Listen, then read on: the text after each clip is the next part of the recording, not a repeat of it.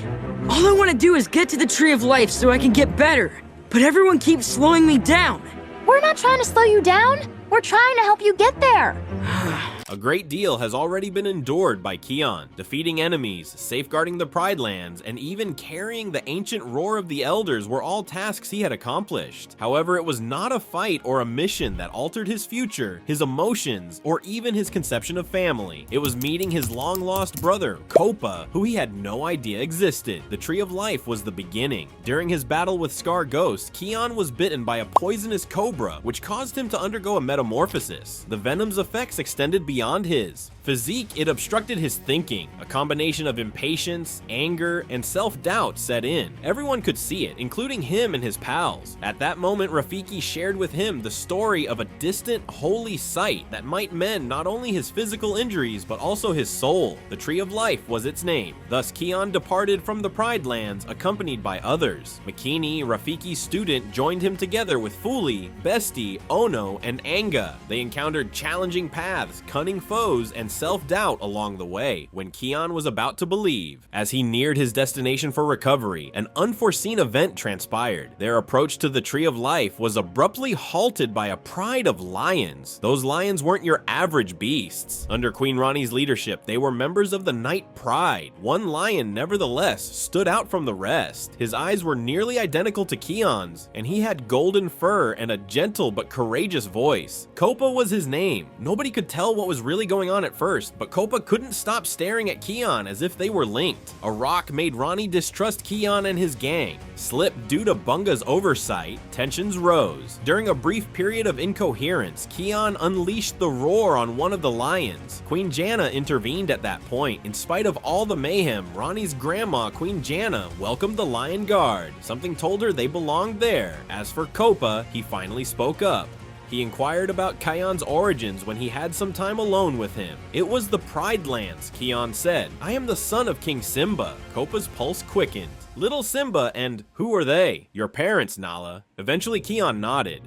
Copa paused to inhale deeply. In addition, they are my parents. Kion was taken aback. Never before has he heard of a second brother. All of Simba and Nala's conversations had revolved around Kiara. Not a single mention of Copa. All of it was explained by Copa. Kiara and Kion were born after Copa. For Simba, he was the first son. He had formed an early friendship with Zair's cubs, Vatani and Na. He went to see them one day, just like he always did. Zair was waiting for him though, so playing wasn't happening. Before abandoning him at the border of the Outlands, she brutally assaulted him, inflicting severe injuries. Copa made it through somehow. The Tree of Life was located with the assistance of a traveler called Azad.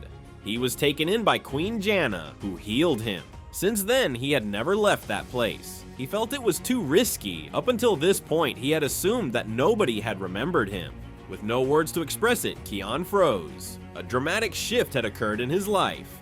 Copa continued dropping by to chat while Kion worked with Nirmala to recover from the poison. They fast became close. During their training sessions, they conversed about the Pride Lands and related anecdotes of their childhoods, one in the bustling kingdom and the other in the peaceful sanctuary of the Tree of Life. Kion was the one who had always been responsible for everything. He felt less isolated when Copa was around. They made each other laugh, sparred, and eventually healed. Every part of them, including their hearts. With Kion, he had discovered more than just a brother. A part of his identity had been exposed. At the very moment when Calm appeared to be returning, word reached the Pride. The ground. Once again, Zero was causing problems. Her pride of lionesses was rehearsing for another attack. Kion was aware that he needed to go back. He had to do it. He wouldn't be venturing out on his own this time though. Copa was standing by his side. It's me too. You must be kidding me, Kion inquired. No need for you to. Copa seemed confident. Yeah, I do. I was broken once by her attempt. Never again will I allow her to harm our family. Now that Kion has Copa by his side, the Lion Guard are back on the move. Now, it's not enough to merely defend the Pride Lands. We must also, to keep their loved ones safe. More quickly than any track they had previously traversed, Odd aided them in navigating steep cliffs and tight passageways. Thanks to his training, Kion is now stronger and more capable of using the roar in new ways, such as molding the wind to transport them over expansive valleys. There was a lot for Copa to process. In years, he hadn't laid eyes on the Pride Lands, scent of the savannah, sun-kissed grass, and Pride Rock in the distance. distance. Everything seemed surreal. However, this wasn't only a trip back to the house. Stepping into the past was the experience. A trek to confront what had been abandoned. Vitani and her new lion guard appeared as they drew closer to the Outland's frontier. For a moment, she couldn't place Copa. Just a strange lion standing behind Kion was all she could make out. Everything became strained. Prepared to battle, she was. Luckily, Kiara and Kovu showed up at the last minute to clear things up. At last, Vitani was able to get a clear view of the lion standing next to Kion, and her jaw dropped.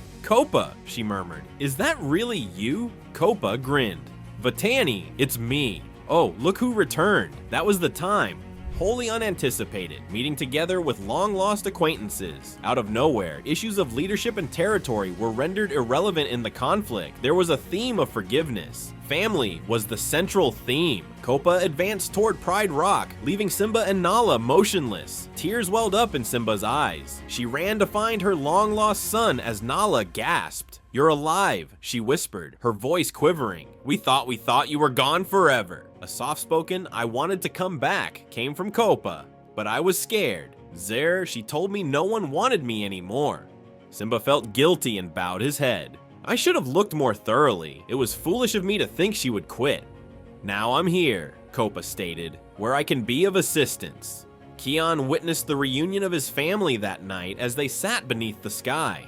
Contemplating that the rumble within him had subsided, he stood silently on the brink of Pride Rock. Although he had adjusted to it, he could still feel a tug on his heart. Kion secretly thought that Copa would have been an excellent monarch. Kiara advanced behind him. "Also, I would." Gesturing, Kion grinned. "Maybe, but in my opinion, the necessary leader is already present here." Kiara chose not to oppose. His meaning was clear to her. Ronnie and the Tree of Life had Kion's heart. Finally out of harm's way and Zer's shadow in the rear. It was time, Kion knew. Everyone was gathered by him, everyone close to him, including the Lion Guard, Vitani's squad, and his family and friends. The leader shown bravery even in the absence of a shout, he told Vitani as he stood before him.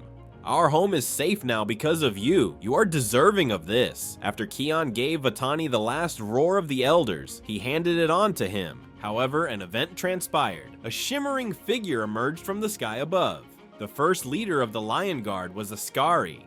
"Good job, Kion," he remarked. "The roar is now prepared for deployment to critical areas." Along with that, Kion also felt the noise, not to govern the Pride Lands, but to protect the Tree of Life. Copa politely declined Simba's offer of succession to the throne when they were back at Pride Rock. He claimed that I had been gone for too long. The future of this kingdom is already set. Kovu and Kiara are the ideal couple for it. His eyes met Vitani's as he said, "But if you'll have me, I'd be honored to join your Lion Guard." Valtani grinned. "No other manner would be acceptable to me." Without further ado, Copa discovered his role, not as king, but as guardian, to ensure the safety of the Pride Land in the company of someone he trusted greatly. Defending just one location had never been Kion's fate. It was about bringing people together, healing rifts, and demonstrating that family knows no bounds. At that point, everything shifted when he crossed paths with Copa. Reason being, sometimes you need a sibling you had no idea existed to reveal your true identity as a lion. If Kion and Copa had spent their childhoods together, what do you believe would have transpired? Please inform us in the space provided, and until we meet again, farewell.